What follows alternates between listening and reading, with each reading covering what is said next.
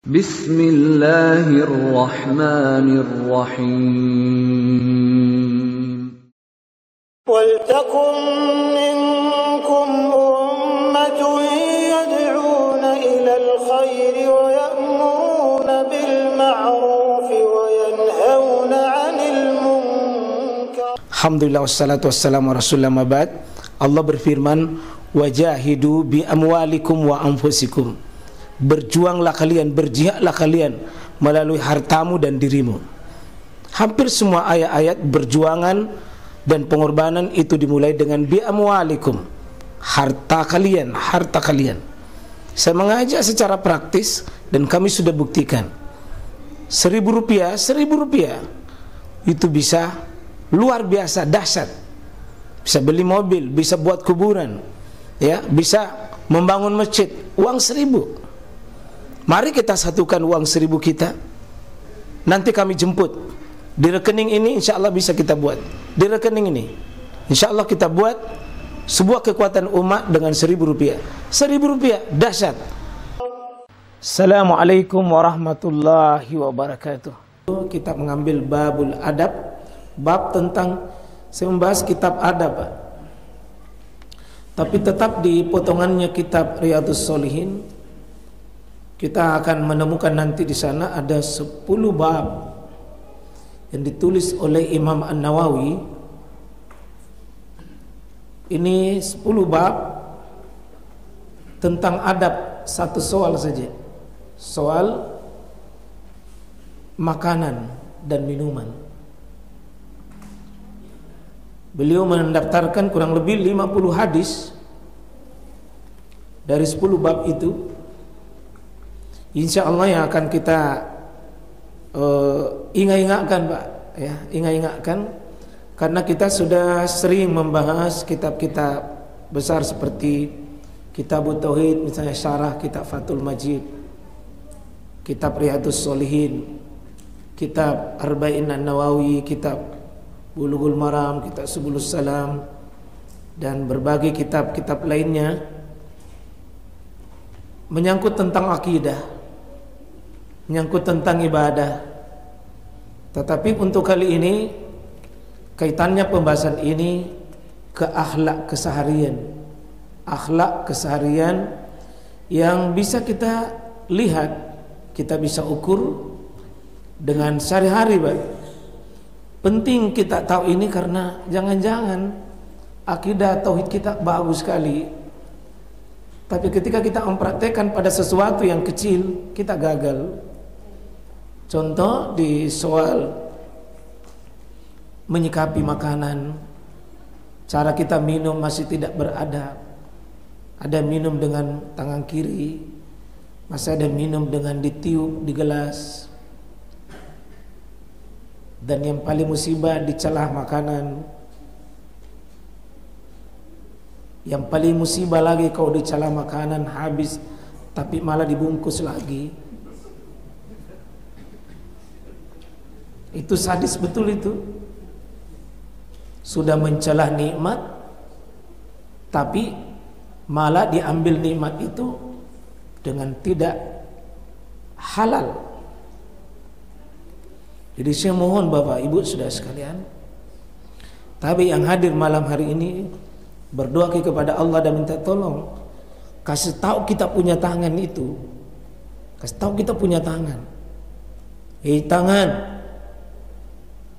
jangan pernah kau ambil itu kuenya, makanannya orang di depanmu kalau engkau tidak dikasih. Wahai tangan, kau adalah sumber kebinasaanku jika engkau mengambil sesuatu yang bukan hakmu. Karena ada orang biasa, Pak, makan, nak kasih masuk di tasnya sebagiannya, yang bawa tas, yang tidak bawa tas nak kasih masuk di kantong-kantongnya. Dan anehnya orang belajar, anehnya orang sering ikut di pengajian, tapi bukan jamaah di sini. Kalau ada berarti mirip-mirip. Kita bismillah. Minta tolong ya, betul-betul ini saya sampaikan ini serius ini, Pak. Tobat kepada Allah kalau ada yang suka mengambil itu makanan yang tidak diizinkan oleh yang menyajikan. Tobat Ki, dan kasih tahu kita punya tangan itu. Jangan suka mengambil itu. Berhenti gitu. Itu aib besar itu.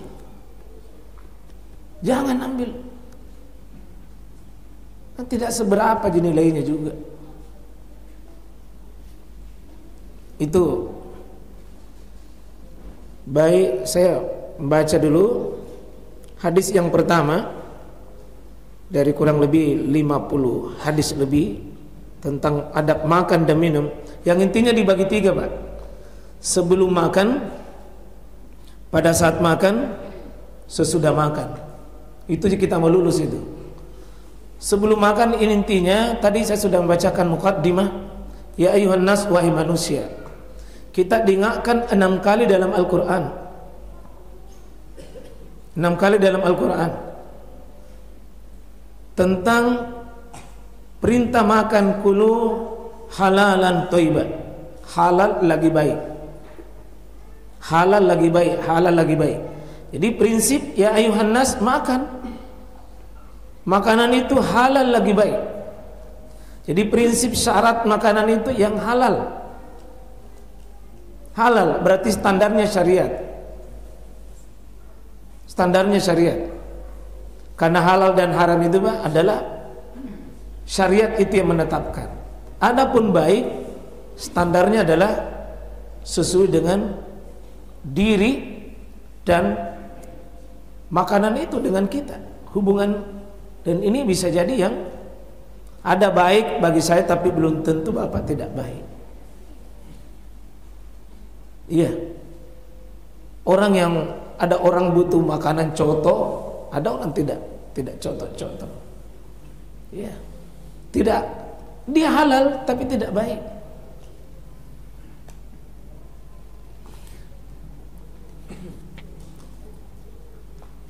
Enam kali Allah suruh itu halalan thayyibah, halalan thayyibah, halalan thayyibah. Artinya seorang muslim peka dengan perkara itu. Dan Nabi SAW sudah sebutkan innallaha thayyib, sesungguhnya Allah itu baik. La yaqbalu illa thayyibah, dan Allah tidak akan menerima ibadah seseorang kalau makanannya salah. Allah tidak akan terima seseorang ibadahnya meskipun makanannya itu meskipun orang itu adalah kelihatan ibadahnya baik, tapi kalau sumber makanannya tidak baik, Allah tidak terima. Allah tidak terima. Maka itulah Nabi setiap pagi sesudah salat subuh beliau menyampaikan sebuah doa zikir sesudah salat, Allahumma inna nas'aluka ilman nafi'a wa rizqan thayyiban wa amalan mutaqabbala. 3 yang Nabi sampaikan di situ, ilman nafi'a, ilmu yang bermanfaat. Kemudian yang kedua, rizqan thayyiban, rezeki yang baik. Wa amalan mutaqabbala, amalan yang diterima. Nabi meletakkan amal diterima itu poin ketiga. Karena Nabi tahu makanan jika rusak tidak baik kita punya ibadah, Pak. Ditolak itu. Maka seorang muslim sebelum memperhatikan adab-adab yang lain pada saat kita makan, perhatikan dulu adab paling besar. Apakah halal atau tidak? Termasuk memang makanan halal dan tidak itu ada 2 kriteria besarnya. 1, halal zatnya. Halal zatnya. Bisa juga memang zatnya haram. Ya, seperti sesuatu yang Allah sudah haramkan ya. Biar pakai adab Ki. Kalau sudah zatnya memang haram, ya haram.